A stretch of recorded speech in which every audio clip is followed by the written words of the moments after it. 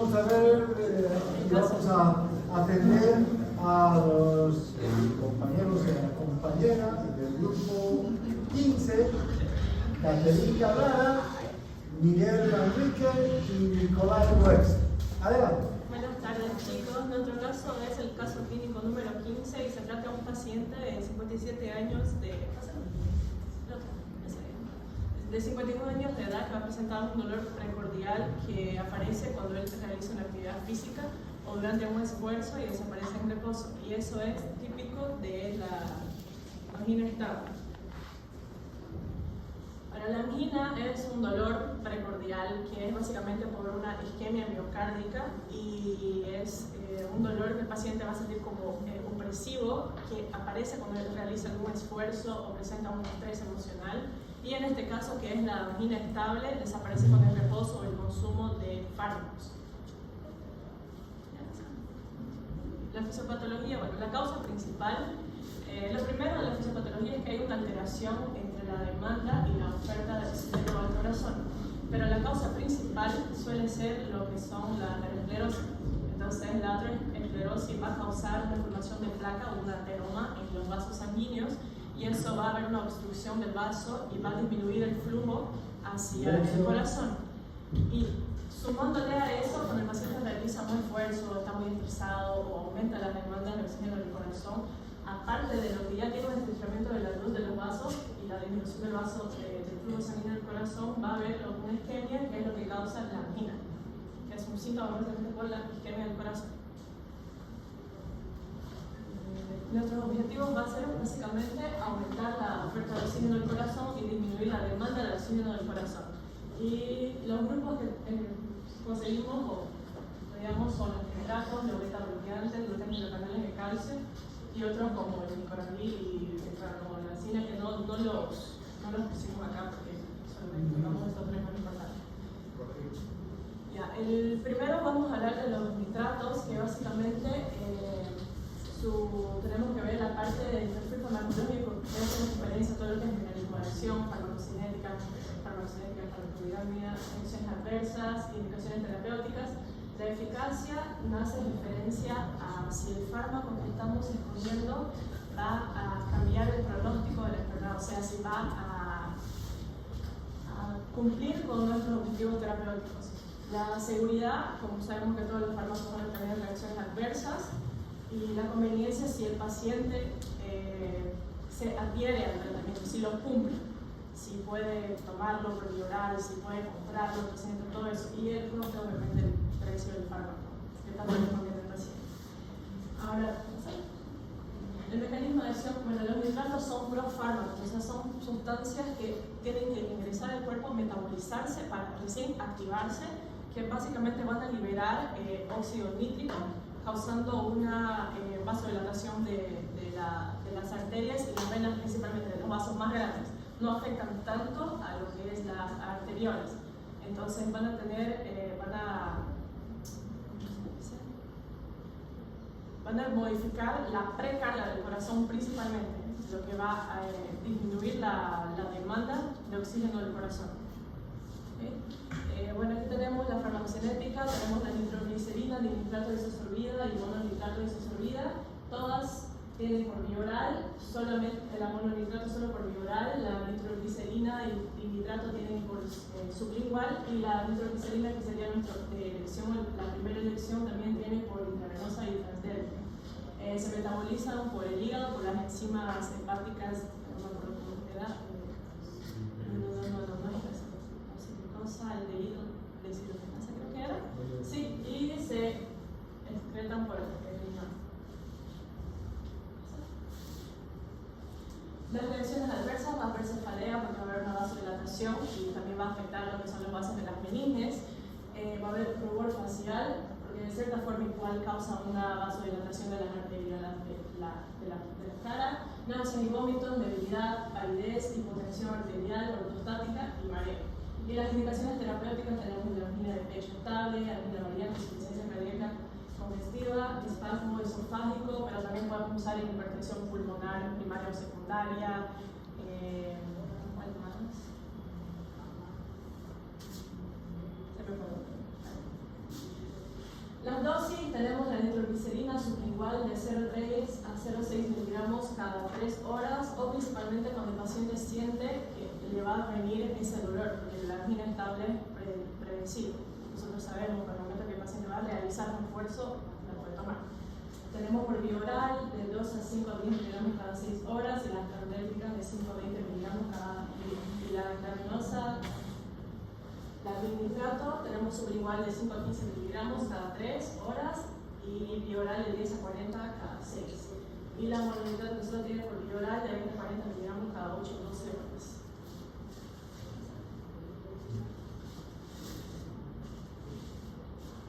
Ahora vamos a hablar acerca de los beta-bloqueantes, que tenemos tiene un perfil farmacológico que suele ser variado. Los beta-bloqueantes podemos dividirlos en cardioselectivos y no selectivos, los cuales ambos van a tener distintas diferencias en cuanto a su farmacocinética y farmacodinámica.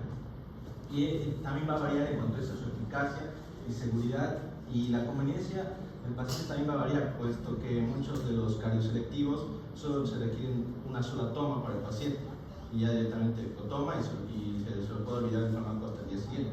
En cuanto al coste, vamos a hablar un detalle también de que muchos de estos son accesibles para el paciente, son de bajo precio.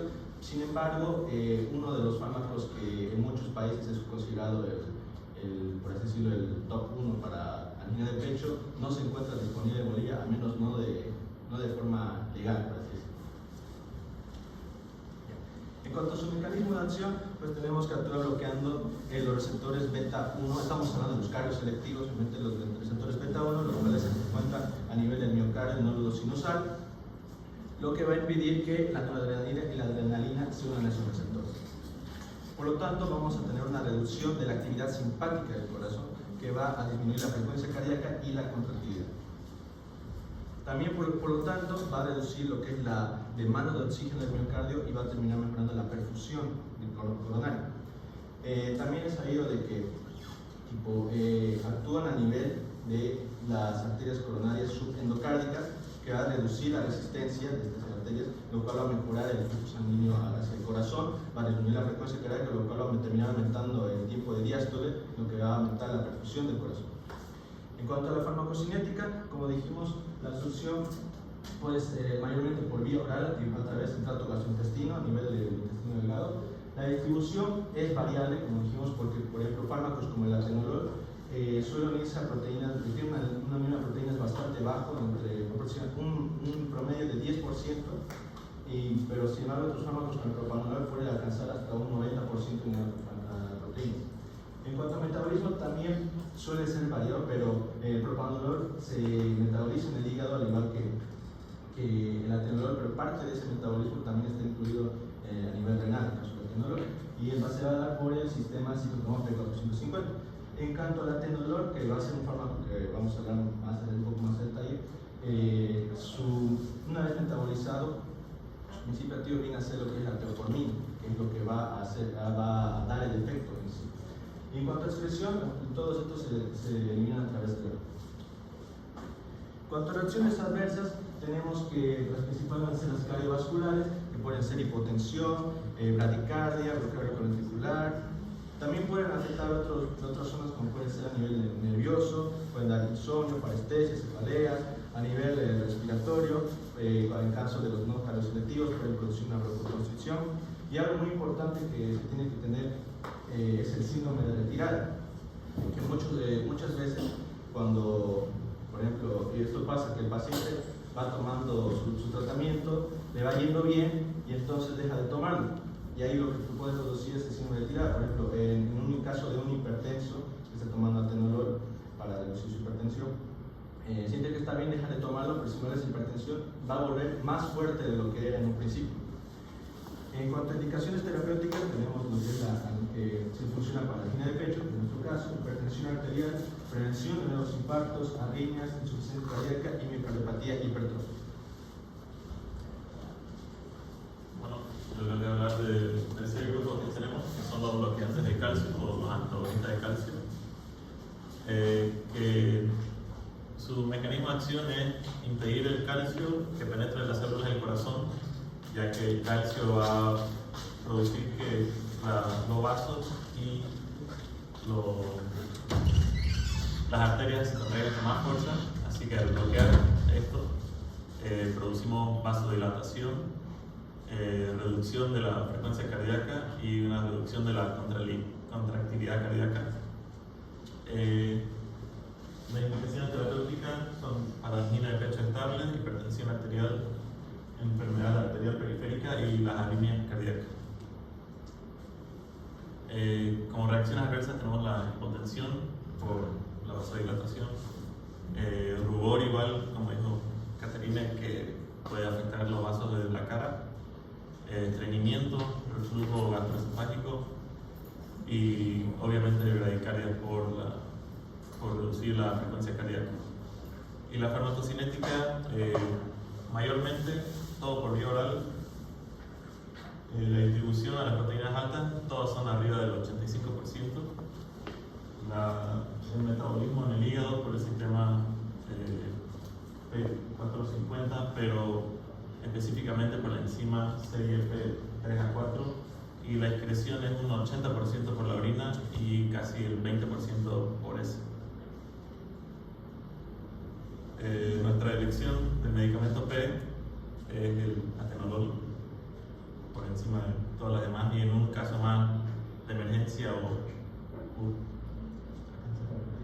para la crisis sería la nitroglicerina, ya que vía sublingual iba a actuar más rápido.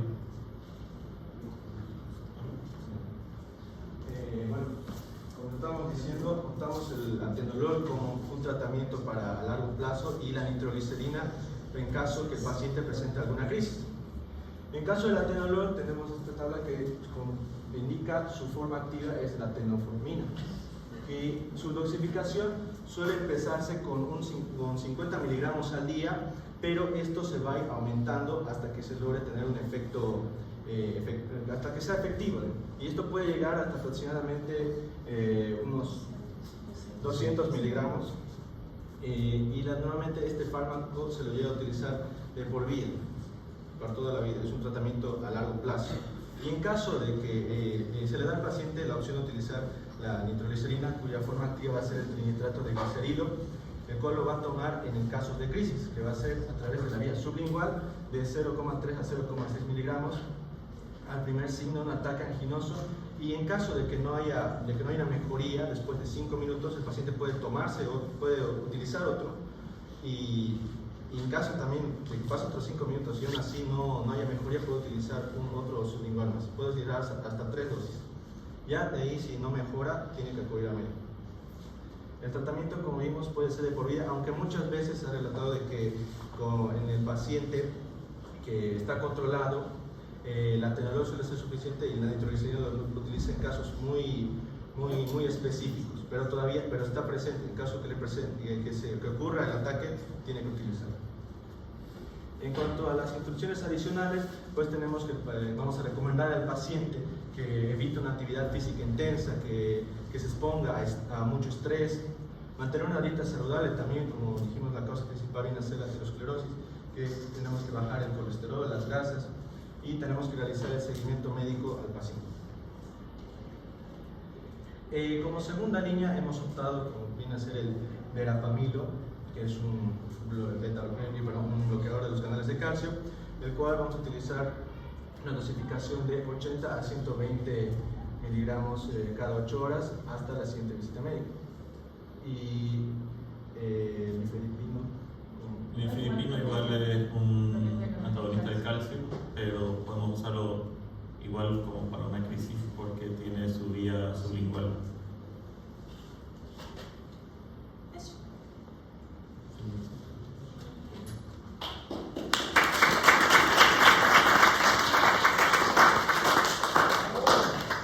Luis Fernando, ¿qué pregunta les harías? Empezaste con los aplausos. Bueno, a ver, ¿qué les preguntarías? ¿Qué te ha llamado la atención? El costo de fármaco, ¿cuál sería más accesible? Teniendo en cuenta la primera idea que elegimos, en cuanto a los betabloqueantes, el precio está similar entre cada uno. Por ejemplo, una tableta de 100 miligramos de atenolol cuesta unos 70 centavos, solo una tableta. caso del propanolol, me cuesta también 70 centavos unas tabletas, si no me equivoco, de creo que entre 40 a 80 miligramos más o menos, 70 centavos. Pero notamos el atenolol porque tipo es cardioselectivo, va a tener menos efectos adversos. Y también otro detalle a mencionar aquí es que muchos pacientes en muchos países utilizan el metoprolol como primera elección, pero sin embargo aquí en Bolivia pues, no se le encuentra, no encontramos el precio tampoco y por eso no hemos optado por el atenolol. A ver, ¿qué? Un poquito más claro. Finalmente los beta bloqueantes tienen el mismo perfil farmacológico en cuanto a hipertensión, angina, etc. Pero, ¿qué diferencias, entonces, además del perfil muy parecido, qué diferencias habría entre el propanolol y el atenolol, concretamente, para no elegir el propanolol? El propanolol es un no cardioselectivo, es decir, que va a afectar tanto a beta 1 como a beta 2. El beta 1, como dijimos, es un receptor que se encuentra a nivel del miocardio y del nódulo sinusal. Sin embargo, el beta 2 se encuentra en otros lugares, como puede ser el músculo liso, que puede afectar a nivel de las vías respiratorias, puede haber una broncoconstricción, lo cual está totalmente contraindicado en pacientes asmáticos.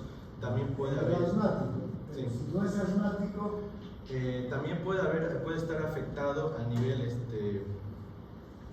bueno, ¿cómo era? En la musculatura lisa, ya se me fue. Igual el atenolol lo vamos a querer porque es cardioselectivo y para eso estamos tomando. Claro. Igual el propanolol afecta En cuanto a metabolismo, o sea, no es la farmacocinética, sino suele afectar a el nivel del hígado, el metabolismo. O sea, ha habido pruebas donde tipo pacientes que tienden a tener hipertiroidismo puede ocurrir otros efectos adversos, puede ocurrir otros efectos adversos más graves.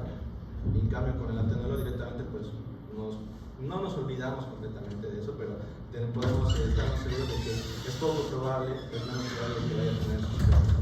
a ver, ¿hipertiroidismo o hipotiroidismo? Hipotiroidismo.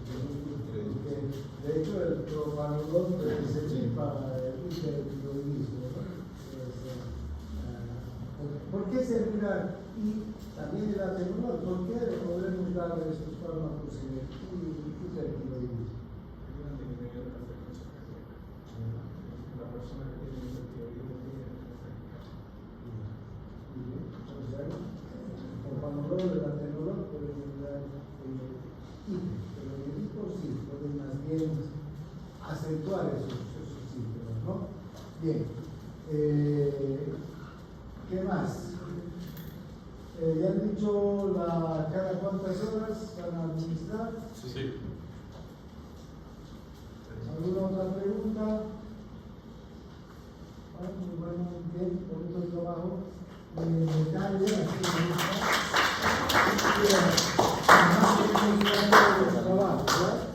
Que tengan ese detalle de mirar los grupos farmacéuticos, mirar cada uno de los fármacos que van a elegir con sus características, su perfil, Bien, entonces, ¿qué es? Yo creo.